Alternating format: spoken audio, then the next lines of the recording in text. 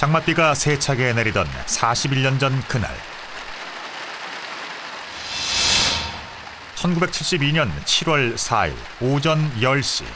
제가 지난 5월 초 박 대통령 각하의 뜻을 받들어 평양에 갔다 왔습니다. 사람들은 경악했습니다. 상방은 조국 통일 원칙의 합의를 보았다. 남북을 가로막았던 휴전선이 처음 열리고 사람들은 희망에 부풀었습니다. 평화 통일을 향한 큰 걸음을 내딛는 순간이었습니다.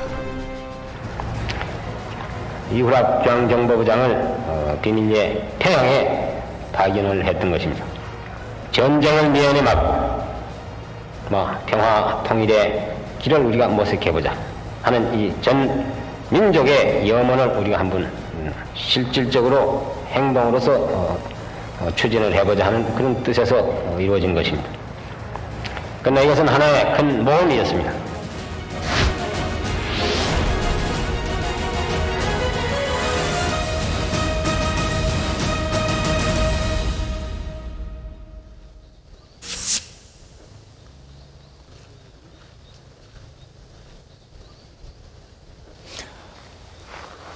지금으로부터 41년 전인 1972년 7월 4일 이곳 석관동에 위치한 옛 중앙정보부 강당에서 역사적인 7.4 남북 공동성명이 발표됩니다.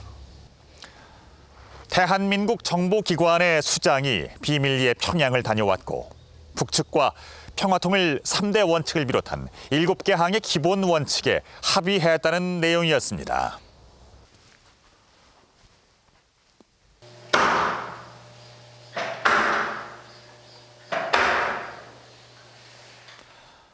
같은 시각, 평양에서도 똑같은 내용의 성명이 발표됐습니다. 4천만 결의를 흥분의 도가니로 몰아넣었던 7.4 남북 공동성명.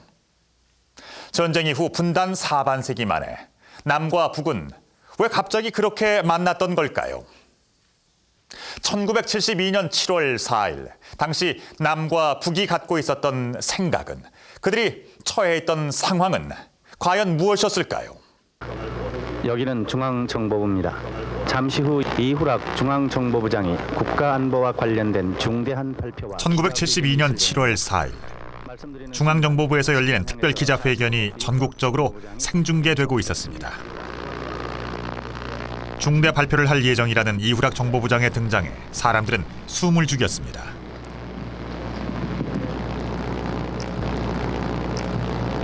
중앙정보부장 이후락입니다. 실은 제가 지난 5월 초 박 대통령 각하의 뜻을 받들어 평양에 갔다 왔습니다. 그러면 지금으로부터 서울과 평양에서 동시 발표하게 되어 있는 공동성명을 먼저 낭독해 드리겠습니다. 6.25 전쟁을 치르고 나서 그러니까 통일은 영영 멀어지는 것 같은 느낌을 받았는데 돌연 그와 같은 남북 소통이 있었다는 얘기를 듣고서 이제 통일이 모락모락 피어오르는구나. 최근 평양과 서울에서 남북 관계를 개선하며 갈라진 조국을 통일하는 문제를 협의하기 위한 회담이 있었다. 서울의 이후락 중앙정보부장이 1972년 5월 2일부터 5월 5일까지 평양을 방문하여 평양에 김영주 조직지도부장과 회담을 진행하였으며 이날 극적인 7.4 남북 공동성명이 발표됐습니다. 비밀리에 북한에 간 이후락 중앙정보부장이 통일을 위한 7개 항의 원칙에 합의했다는 내용이었습니다.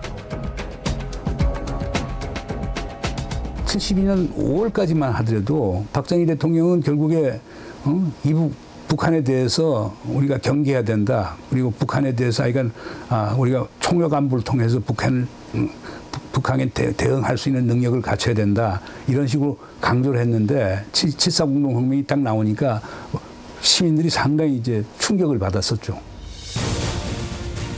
통일은 이렇게 오는 것인가? 벅찬 감동과 기대 속에서 사람들은 온종일 들떠 있었습니다.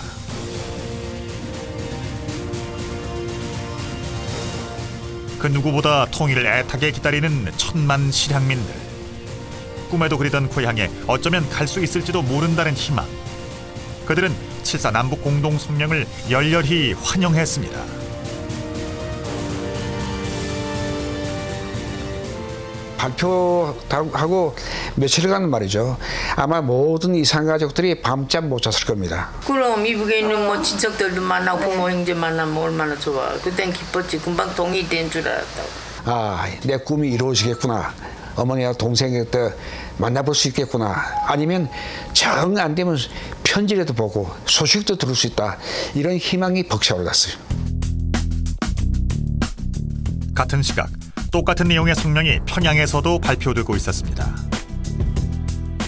최근 평양과 서울에서 남북 관계를 개선하며 갈라진 조국을 통일하는 문제를 협의하기 위한 회담이 있었다. 이거는 전혀 생각지도 못하던 일이에요. 그래서 남조선에서는 이후락 그 중앙정보부장이 들어왔대고, 북에서는 박성설이가 그때 내각 총리를 했어요. 내각 총리 한 사람이 서울에 왔다 갔고, 그래서 이 공동 합의문에서 합의가 됐다. 그 발표하는데 너무 깜짝 놀라서. 북의 기관지도 남북 공동성명을 크게 다루었습니다. 통일 3대 원칙을 비롯한 제반 합의 사항들을 이례적으로 상세히 보도했습니다.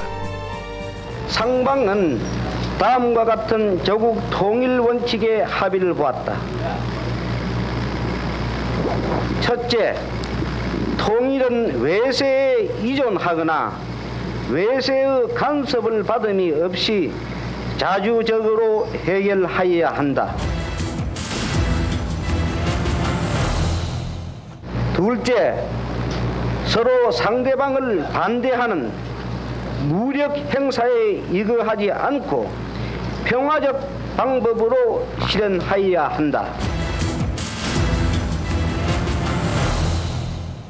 셋째, 사상과 이념, 제도의 차이를 초월하여 우선 우리는 하나의 민족으로서 민족적 대단결을 도모하여야 한다.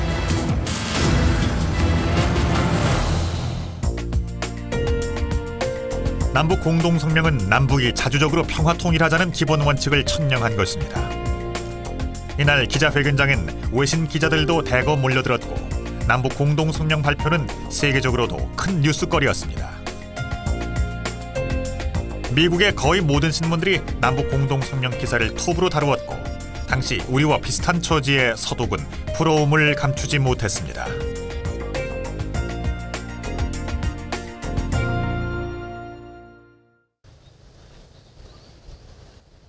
남북 공동성명이 발표되기 직전 몇 년간 남북 관계는 최악이었습니다.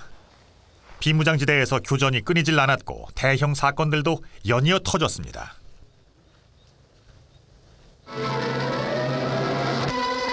1월 21일 밤 10시경 북한군의 무장간첩단이 어둠을 타고 감히 서울까지 와서 난동을 부렸습니다. 1968년 새해 벽두에는 북한 무장공비들이 청와대를 기습했던 121 사태가 일어났습니다. 유일하게 살아남은 김신조는 대통령의 목숨을 노리고 왔다고 말해 우리를 놀라게 했습니다.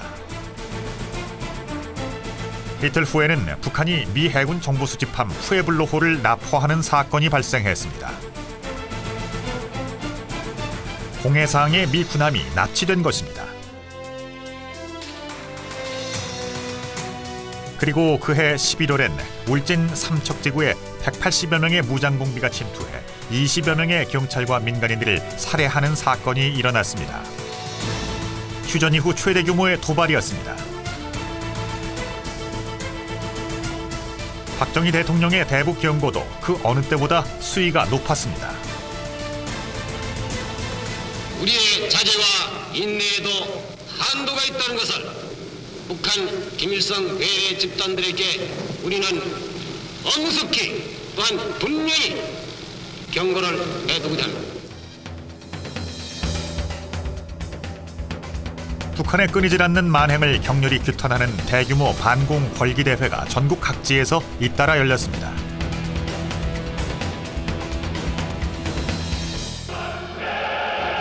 그 무렵 북한의 김일성은 자신이 구축한 체제에 대해 확신에 차 있었습니다. 이른바 4대 군사 노선을 확립했고 7개년 경제개발계획도 성공적으로 마무리됐습니다. 1970년에 북쪽에서 제5차 당대회를 열죠. 제5차 당대회는 무슨 그 대회인가 하니 4대 군사 노선이 끝났다. 전 지역의 요새와 전 인민의 무장화, 군의 간부화, 군의 현대화, 4대 군사 노선이 끝났다. 따라서 우리 북한 인민들은 모두가 총을 갖고 있고 총을 쏠 수 있다. 모든 군사 준비가 다 돼 있다. 전쟁이 일어나면 우리는 잃을 것은 휴전선이고 얻을 것은 조카 통일이다. 이걸 선언할 때예요. 북한 외상 허담이 최고인민회의 석상에서 연방제 실시 등 8개 항의 통일 방안을 제시한 것은 김일성의 이러한 정세 판단을 대변하는 것이었습니다. 그러나 그 통일 방안은 남한으로서는 도저히 수용할 수 없는 내용들이었습니다.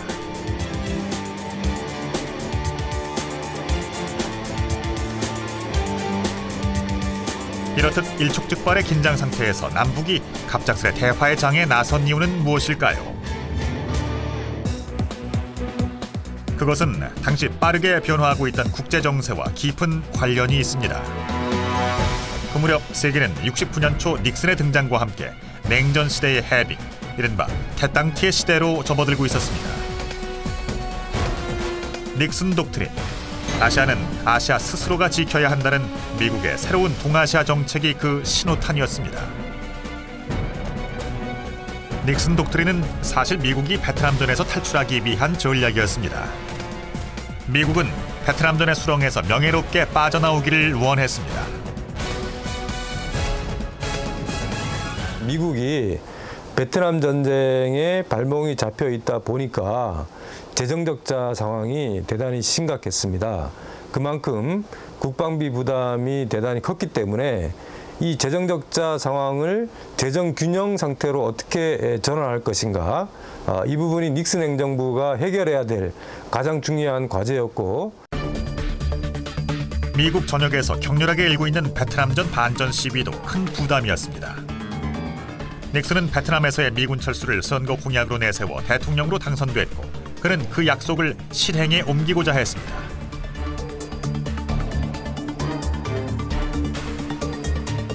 닉슨 독트린과 함께 세계는 해빙 무드에 젖어듭니다. 핑퐁 외교가 나온 것도 바로 이때. 스포츠를 통해 미국과 중국이 대화 채널을 열었습니다. 석 달 후인 71년 7월 미 국무장관 키신저가 닉슨의 비밀 특사 자격으로 중국을 처음 방문합니다.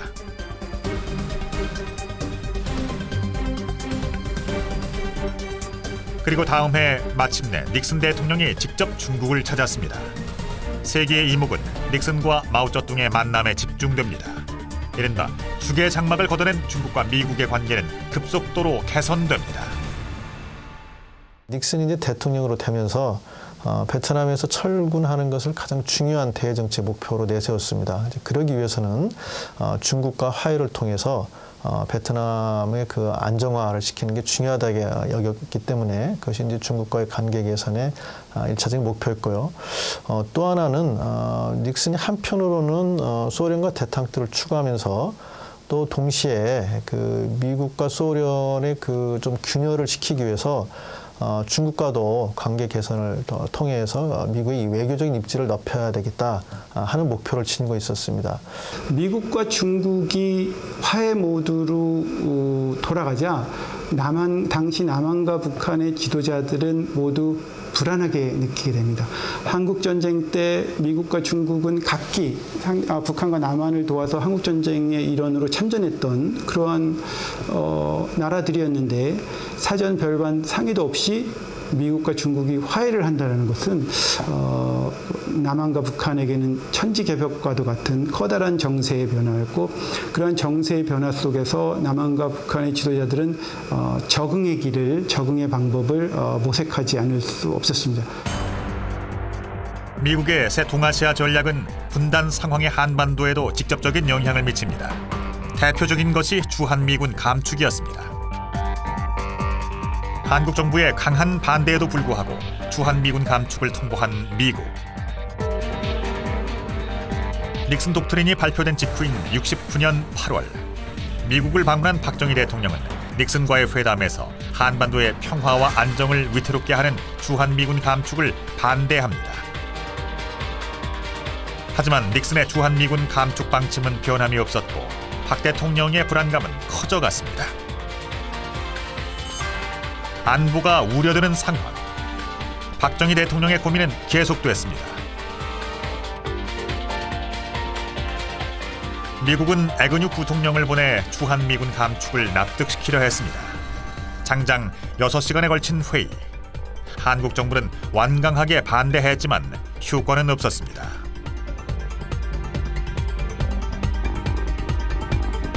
71년 3월 주한미군은 예정대로 감축됐습니다. 미군 제7사단 2만여 명의 병력이 한국을 떠났습니다. 박정희 대통령을 비롯한 한국 정부는 미국을 상대로 정말 치열한 외교전을 벌이게 됩니다. 그렇게 해서 일단 주한미군 감축 규모를 애초에 목표했던 것좀 줄이게 되지만, 그럼에도 불구하고 미국이 유사시에 그리고 대남 도발이 있을 경우에 한반도의 그 안보를 위해서 그렇게 철저하게 안보 경역을 지켜줄 수 있을까, 여기에 대한 상당히 이제 불안감이 생겨났던 거죠. 그래서 그로 인한 그 안보 위기는 굉장히 큰 것이었다고 생각이 됩니다. 이런 상황 속에서 한국은 71년의 대통령 선거를 앞두고 있었습니다. 선거전을 통해 이례적으로 통일 문제가 쟁점화되고 통일 방안 제시의 요구가 높아졌습니다. 투표율 79.8%를 기록한 대통령 선거는 여당 후보의 승리로 끝났습니다. 제7대 대통령에 취임한 박정희. 박정희 대통령은 경제적 자신감을 바탕으로 과감한 대북 정책을 구상합니다. 남북 대화가 본격적으로 시작되기 이전부터 미 행정부는 여러 가지 차원에서 한국의 박정희 정부에게 대북 화해, 대북 협상 이러한 정책을 주문하게 됩니다. 미국의 입장에서는 중국이나 소련과 대탕트를 추구하면서 또 베트남 전쟁에 많은 국력이 소모되면서 한반도에서 또 다른 갈등이나 분쟁이 생기는 걸 원하지 않았습니다. 군사적 긴장이 굉장히 높은 상황이었기 때문에 이런 상황에서 주한미군이 감축되거나 철수된다 그랬을 때는 박정희 정부 입장에서는 대단히 군사적 불균형이 발생할 수도 있는 그런 어떤 그 상황들을 대비해서 이제 대화를 통해서 이 정세를 관리를 해야겠다, 그렇게 생각한 거죠. 그렇다면 북한의 김일성은 왜 남북 대화를 원했던 것일까요? 미국과 중국의 관계 개선은 북한에게도 큰 충격이었습니다. 한국 전쟁 당시 중국의 도움을 받은 김일성으로서는 당황스러운 일이었죠. 하지만 중국은 미국과의 화해 무드 속에서 남북 간의 관계 역시 개선되기를 바랐습니다. 60년대 중후반 지역에는 전체 재정의 30% 이상을 국방비에 투자하는, 그러다 보니까 경제적으로도 상당히 이제 부정적 영향이 컸는데, 그런 어떤 그 국방비 부담을 줄여야 될 어떤 필요성, 거기에다가 북한하고 중국이 본격적으로 미국하고의 관계 개선에 나서고 있는 상황을 이제 고려를 했을 때 북한도 마찬가지로 남북 대화를 부정하거나 남북 대화에 미온적일 필요가 없는 어떤 상황이 된 것이고, 그런 상황에 북한도 적극적으로 나서지 않았나, 이런 생각이 듭니다. 남북 대화가 시작된 1970년대 초만 하더라도 남북 간의 경제 상황은 지금과 확연히 달랐습니다. 전쟁의 폐허 속에서 전후 복구 사업을 시작한 북한은 빠른 속도로 경제 재건에 성공하면서 1950년대 말까지 놀라운 경제 성장을 이룩해 했고 1960년대 중반까지도 북한은 경제력에 있어서 남한의 절대 우위를 점하고 있었습니다. 이랬던 북한의 경제가 1960년대 말부터 답보 상태에 빠지게 된 것은 과도한 국방비 지출 때문이었습니다.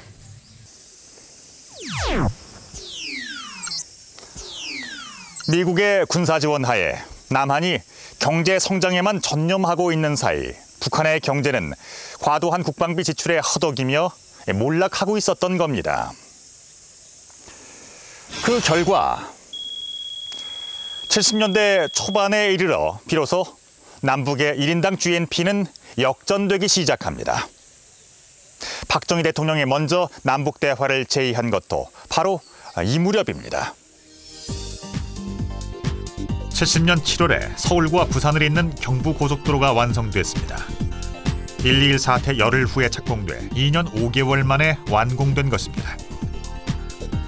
경부고속도로는 중화학공업 경제체제를 이루는 발판이 됐고 이후 남북한의 경제력의 차이는 더욱 벌어지게 됩니다.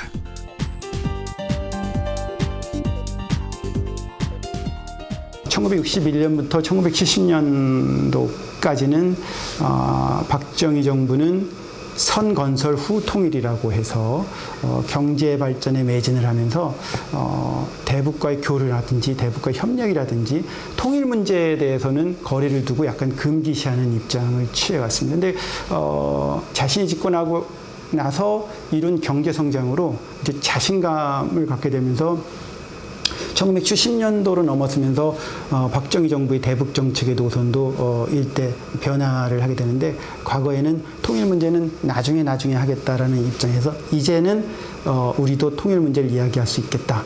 이러한 입장으로 바뀌게 됩니다.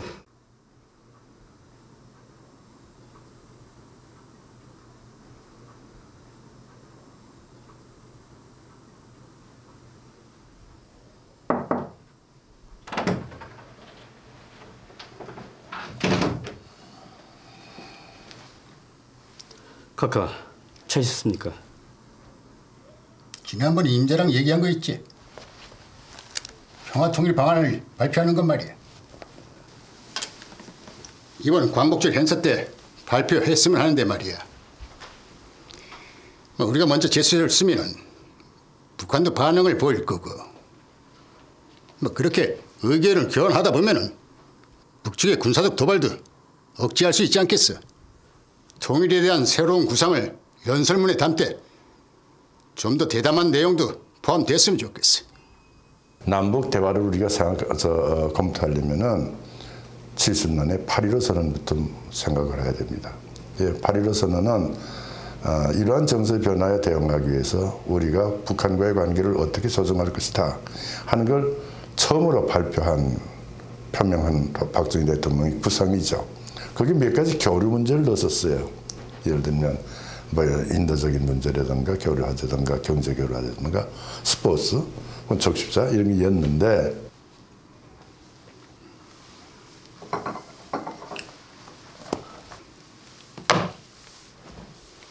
최 장관, 연설문에 대해서 어떻게 생각하시오? 예, 카카. 이의가 없습니다. 법률적 차원에서 연설문 내용은 용납될 수 없습니다. 새로운 남북관계의 구상을 담은 광복절 경축사. 그 연설문안을 둘러싸고 찬반 의견이 나뉩니다. 대통령께서 합의를 됐나? 아직 안 됐습니다. 그러니까 대통령께서 그래 하시더니 그 원문을 달라 해서 드렸죠. 대통령께서 편을 드시더니 쫙쫙 긋었어요. 긋고 이제 당신께서 수정을 하시면서 그 법무부 장관한테 이렇게 주는 거예요. 이 정도면 되겠나? 그러니까 이호범 장관이 읽고 검찰청장 이렇게 쭉 읽어봐서 이 정도면 됩니다. 나는 앞으로 정치 체제나 이념의 구애등이 없이 우리의 자주성을 존중하고 우리에게 적대 행위를 하지 않는 나라들과는 가능한 모든 분야에 있어서 상호 유대와 협력 관계를 촉진할 것입니다.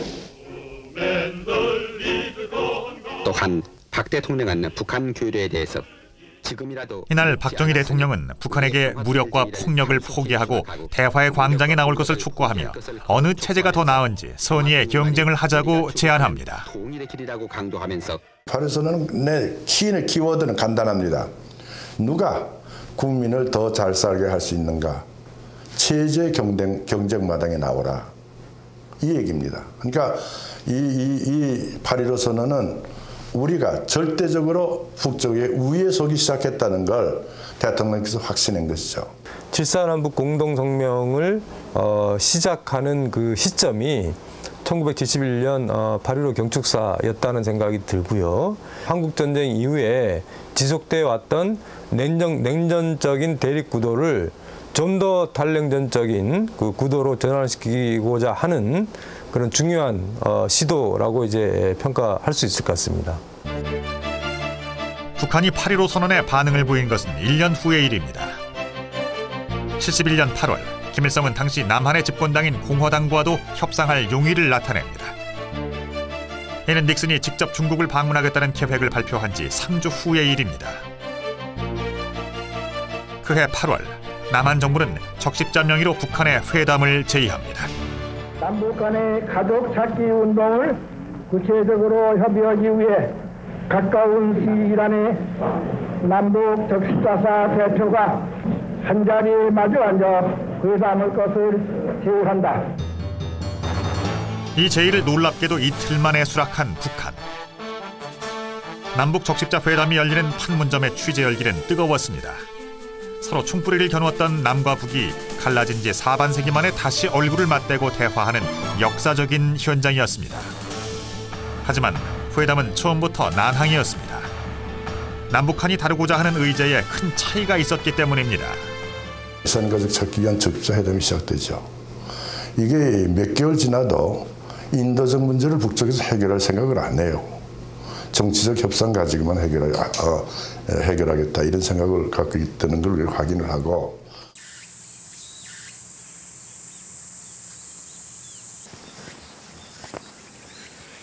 벌써 2달이 흘렀는데 말이야. 임자, 남북 적십자 회담이 별 성과 없이 진행되고 있지 않아? 네, 각하.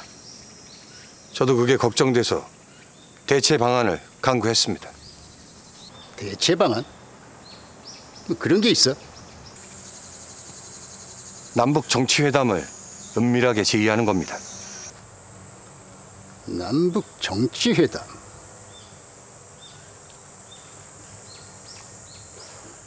남북 정치회담을 추진했던 이후락은 당시 중앙정보부장이었습니다.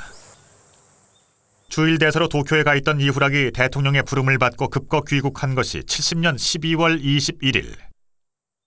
제6대 중앙정보부장에 취임한 이후락은 중앙정보부의 대북한 연구팀을 구성하면서 본격적인 작업에 착수합니다. 지금과는 달리 통일에 대한 논의조차 금기시되던 41년 전, 국내외에 큰 충격과 감격을 안겨주었던 7.4 남북 공동성명은 이렇듯 박정희와 이후락 두 인물의 결단에서 싹트기 시작하는데요. 남북 대화의 구상에서 제안까지, 남북 공동성명의 합의에서 발표에 이르기까지 모든 과정은 극비리에 진행됐습니다.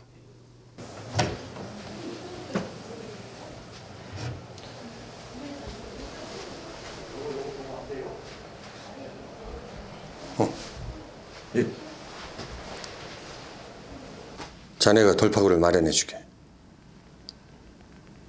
정부의 뜻입니까? 각하의 의도기도 하네.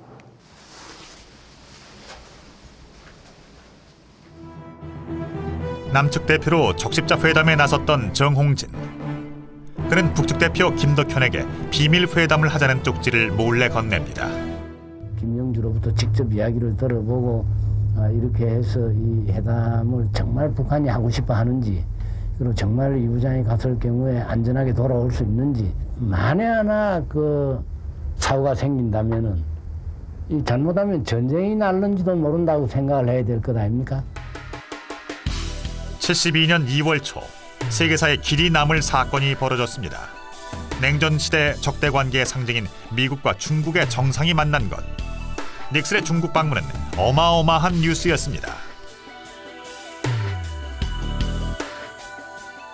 대화 내용을 보면 이 베트남 문제 그리고 대만 문제와 함께 한반도 문제가 중요한 그런 의제 하나 있습니다. 그것은 앞으로 한반도에서 제2의 그런 6.25가 발생하는 걸 방지해야 되겠다. 그로 인해서 미국과 중국이 다시 군사적으로 직접 대결하는 일을 피해야 되겠다는데 이제 의견 일치를 본 거죠. 닉슨의 중국 방문이 성공적으로 마무리되자 남북 간의 접촉도 속도를 내기 시작했습니다. 19번의 비밀 접촉 끝에 1972년 3월 28일 정홍진이 분단 이후 최초로 휴전선을 넘었습니다. 남북 적십자 회담은 남북한 고위 회담을 주선하기 위한 비밀 회담으로 발전했습니다. 북한에선 정홍진의 평양행을 위해 노동당 조직지도부장 김영주가 신변안전보장 각서를 써주었고, 남한에선 중앙정보부장 명의의 위임장이 발부됐습니다. 김영주의 친서를 들고 온 김덕현도 4월에 서울을 비밀리에 다녀갑니다. 이때 이후락 부장의 평양 방문 일정이 잡힙니다.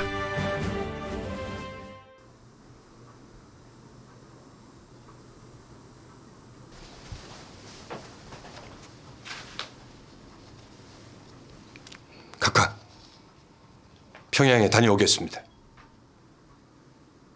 꼭 가야겠어? 네, 각하. 남북 대화가 실질적인 진전을 보이려면 제가 가야 합니다.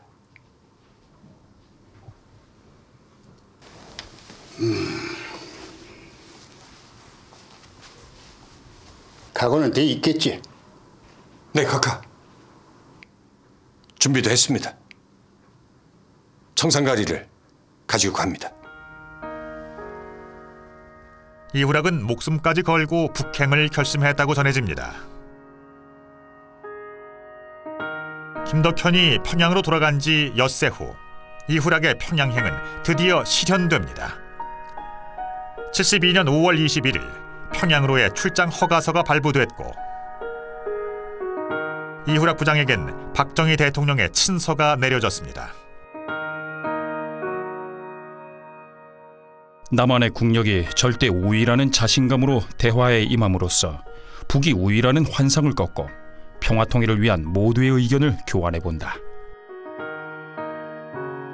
이 문서에 보면 북한과의 협상에 임하는 데 있어서 이제는 대한민국의 국력이 북한의 국력에 비해서 절대적으로 상대적으로 우위에 있다라는 그런 자신감을 가지고 북한과의 협상에 임해야 된다. 그리고 대한민국의 정통성과 대한민국의 여러 가지 통일 원칙, 이러한 것들을 북한의 지도부에게 각인시키고 전달하는 그런 기회로 삼아야 된다.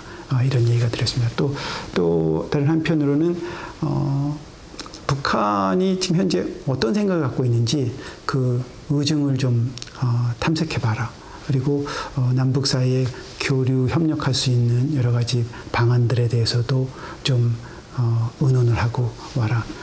이러한 그 내용이 담긴 그 문건을 이후락 부장에게 전달하게 됩니다.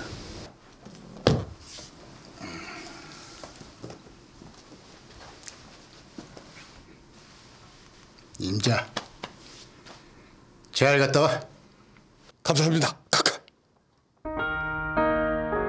당시 박정희 대통령은 그에게 어떤 당부를 했을까? 두 사람만의 비밀스러운 대화는 더 없었을까?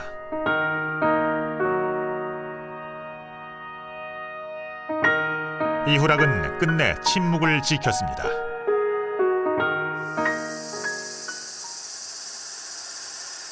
(72년 5월 2일) 이후락 정보부장 일행은 돌아오지 않는 다리를 건너 북한으로 향합니다. 정부 고위급 인사로는 전쟁 이후 최초의 방문이었습니다. 개성에서 헬기편으로 평양에 도착한 이후락은 노동당 조직지도부장 김영주와 두 차례 회담을 갖습니다.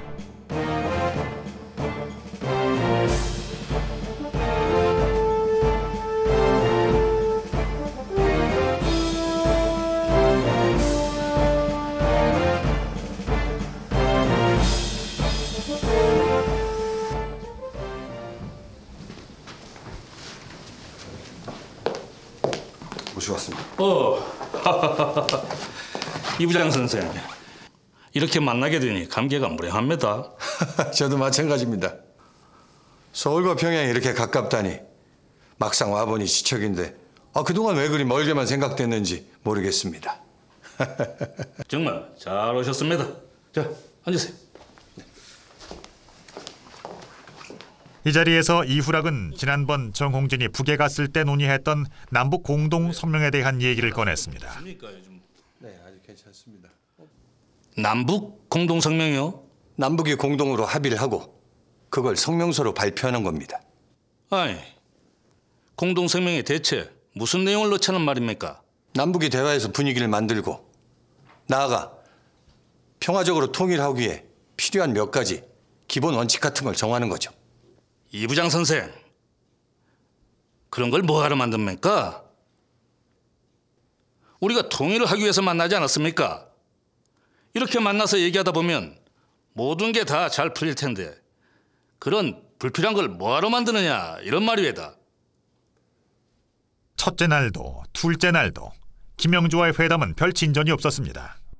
김일성 수상이 말하자면 회담을 해준다 그러면은 아무 걱정이 없는 거거든요. 그래서 사실 이후락 부장은 5월 3일에도 정군 김일성이가 그 회담한다는 뭐 연락이 안 왔느냐고.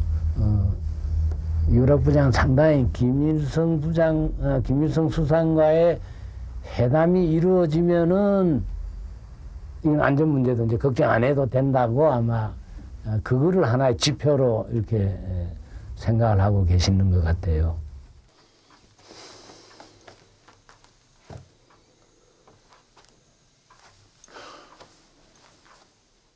별 성과 없이 서로의 입장 차이만 확인하며 시간이 흘렀습니다. 방북 이틀째인 5월 4일 밤 11시 30분.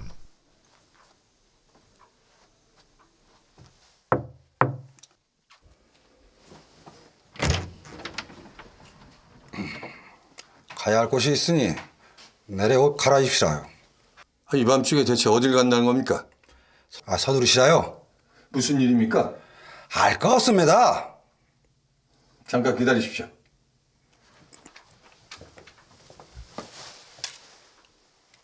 이후락은 비상시에 대비해 준비해간 청산가리 캡슐을 챙겼습니다.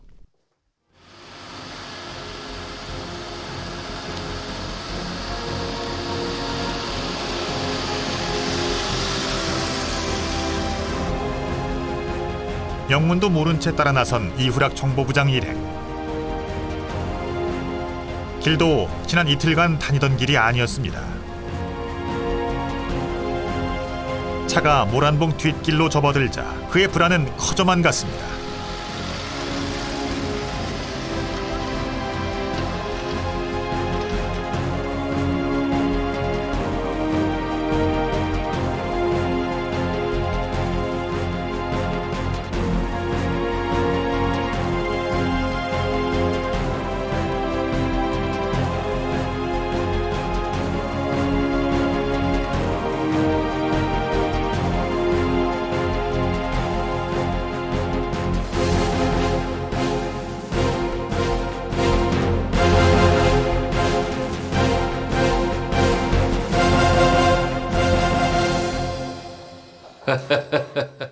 반갑습니다, 이 부장 선생. 어서 오시라요.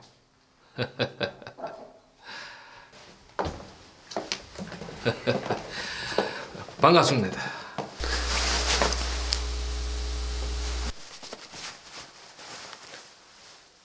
반갑습니다, 수상님. 남반도 중앙정보부장이 평양에 오다니 선생은 영웅이다. 통일의 영웅, 민족의 영웅.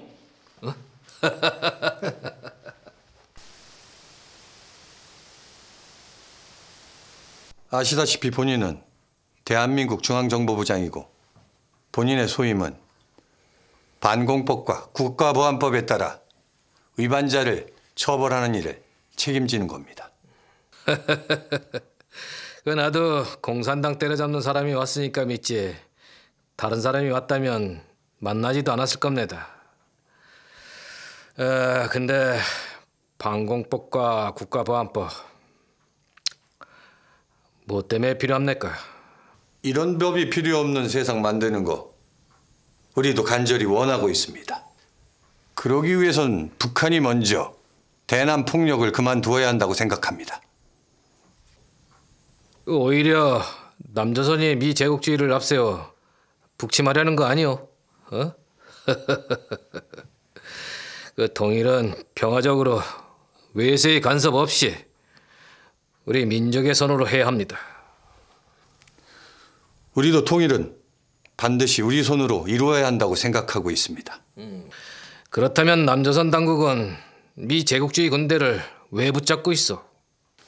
6.25 때문이죠. 북측이 6.25 전쟁을 안 일으켰다면 광복 후 들어갔던 미군이 왜 다시 왔겠습니까?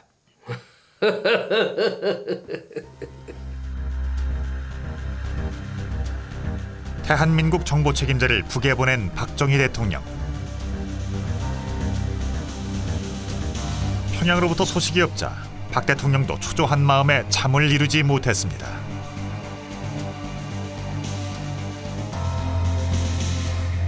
우린 통일 방법 논의에 앞서 먼저 불신부터 해소하는 게 중요하다고 생각하고 있습니다. 박정희 대통령 각하께서도 같은 생각이신데 간첩을 보내 남한을 교란한다면 우리가 북측을 믿고 대화할 수가 없습니다. 이거 박 대통령에게 말해드리시오. 68년 1월 달에 청와대 습격 사건, 그건 대단히 미안한 사건이라고. 이거 전적으로 우리 내부의 좌경맹동 분자들이 한 짓이지 결코 나나 우리 당의 의사가 아니었습니다. 당시 민족보위상 총참모장 등 관계자 다 수청시켰습니다. 그때 내가 김일성을 만나고 느낀 것은 피자 사람이니까 다 오해가 있을 모양이에요.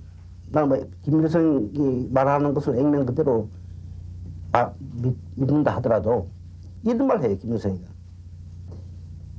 부장 선생, 나는 박 대통령이 미제국주의나 일본 놈들의 앞잡이가 되어서 북쪽에 쳐들어오지 않나 이렇게 항상 고해하고 있었습니다.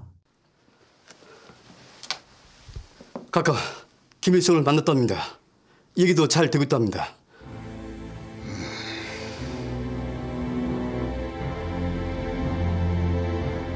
이후락의 평양 방문 당일부터 북한은 남측과의 대화에 적극적인 태도를 보입니다.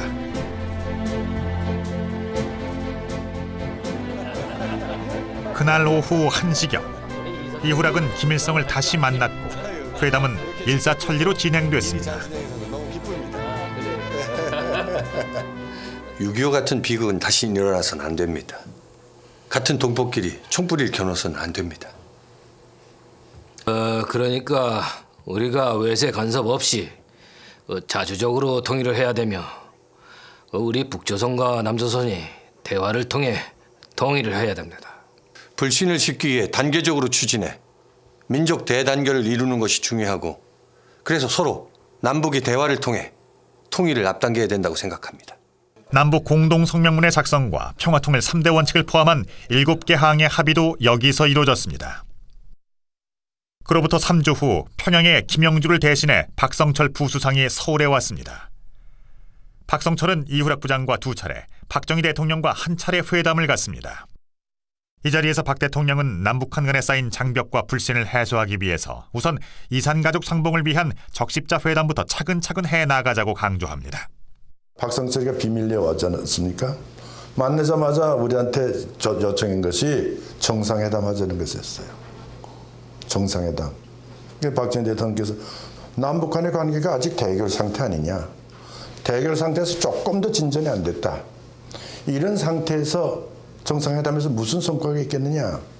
비정치적인 문제에서 정치적 문제로 단계적으로 다른 말로 얘기한다면 벽돌을 쌓아 올리듯 한 장 한 장 성과를 내자.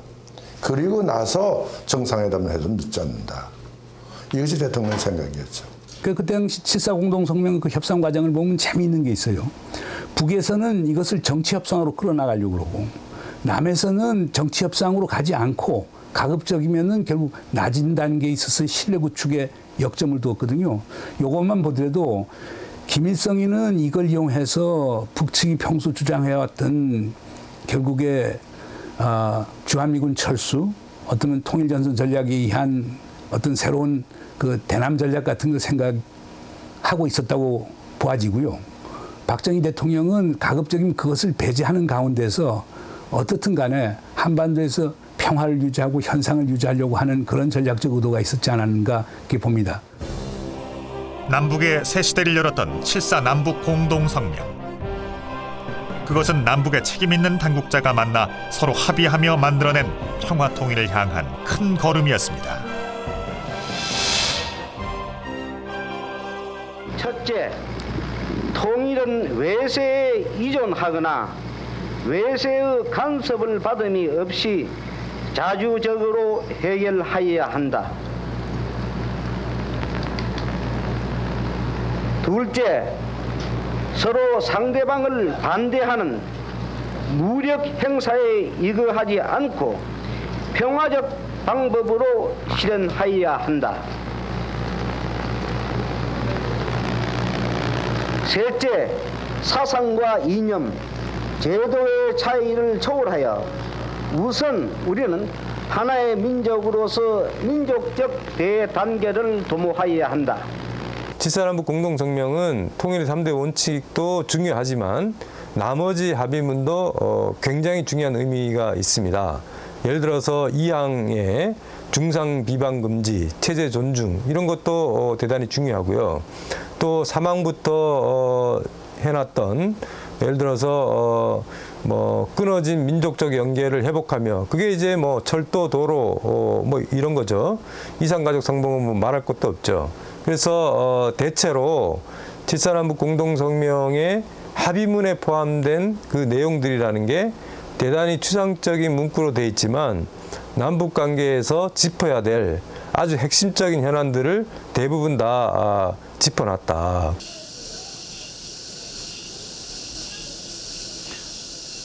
남과 북이 만든 한편의 드라마였던 7.4 남북 공동성명.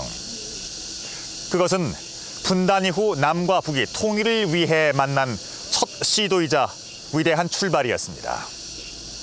과연 무엇이 역사적인 7.4 남북 공동성명을 가능케 했을까? 그리고 과연 남과 북은 어떤 생각으로 대화에 나섰던 것일까? 41년 전 역사 앞에 이런 질문을 던지고 그 해답을 찾아가는 작업. 그 속에서 우린 우리 앞에 놓인 과제를 해결해 나아갈 지혜와 교훈을 얻을 수 있지 않을까요?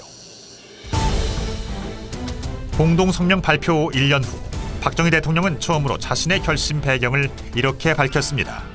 정보부장을 평양에 보낼 때 과거 우리 삼국시대의 역사를 한번 회상을 해봤습니다. 신라의 김춘추가 고구려와 협상을 하기 위해서 당시에 고구려의 수도 평양을 방문했습니다. 그때는 김춘추를 고구려가 억류를 해가지고 돌려보내지 않았습니다. 이러한 고사를 또 생각을 해보면서 민족의 비극을 미연에 막기 위해서는 이러한 모함도 감행하지 않을 수가 없다. 그러나 다행히도 그 결과 남북 간의 이해가 순조롭게 진전이 되고 역사적인 7.4 공동성명이라는 것이 나왔습니다. 외신도 평화 통일에 큰 걸음을 내디딘 남북의 대화를 환영했습니다.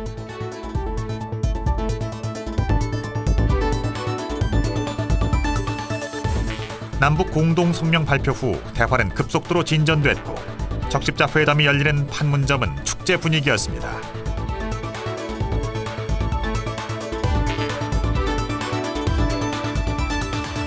사반세기 동안 분단된 조국, 서로 싸워왔던 분단 민족, 정말 생각해보면 긴 대화 없는 대결의 지석이었습니다. 그러나 이제 오늘부터 우리는 대화 없는 남북 대결에서 대화 있는 남북 대결의 새로운 시대로 옮겨가고 있는 것입니다. 남북한 간은 71년 8월에 시작된 이산가족 상봉을 위한 적십자 회담과는 별도의 정치적 대화 통로로서 남북조절위원회가 구성되었습니다.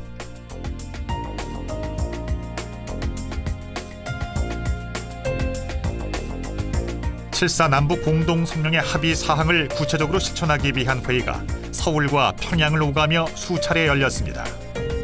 그러나 남북의 화해 분위기는 그리 오래가지 못했습니다.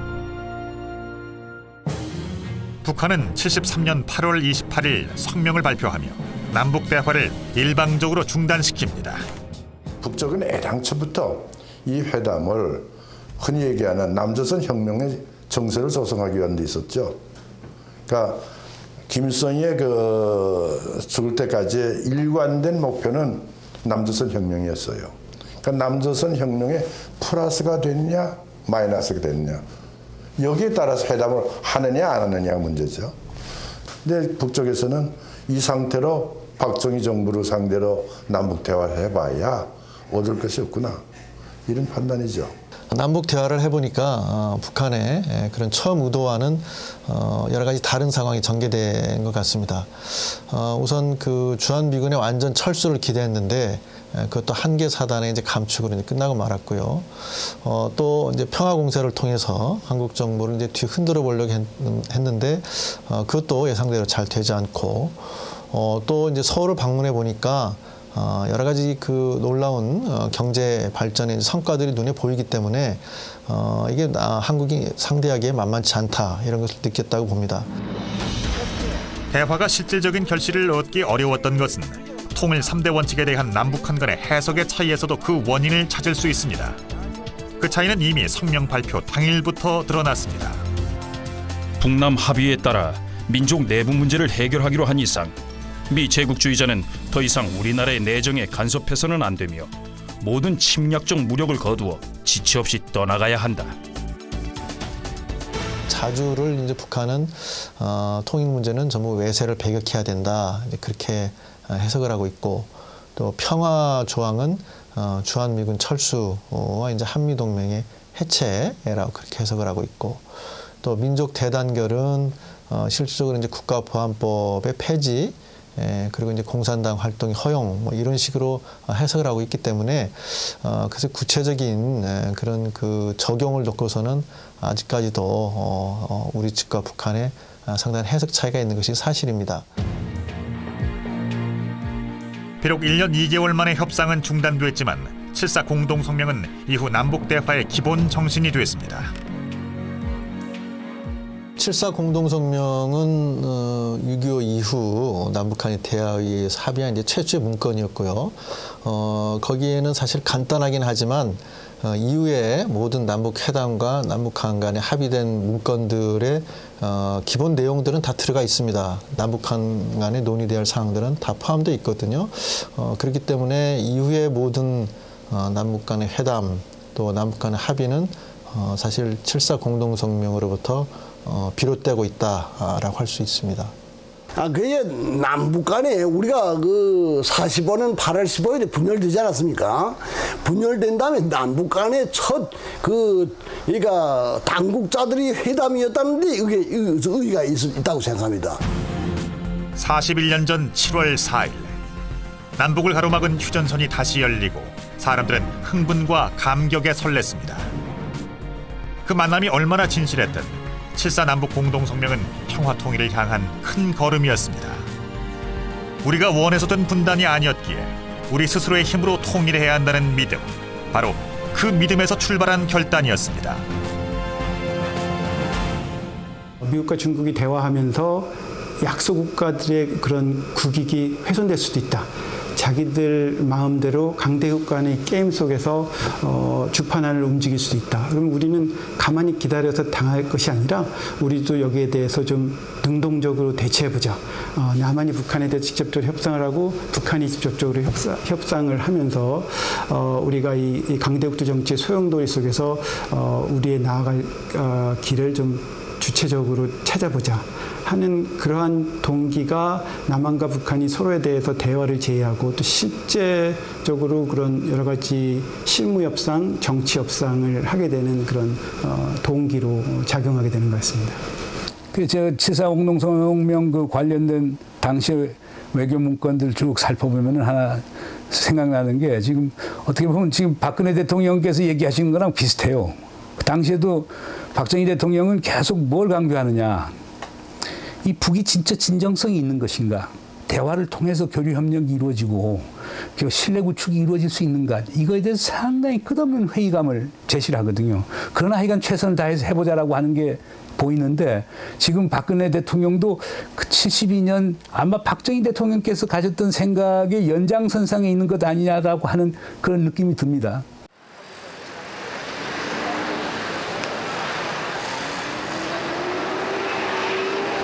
이제 닷새 후면 다시 광복절을 맞습니다.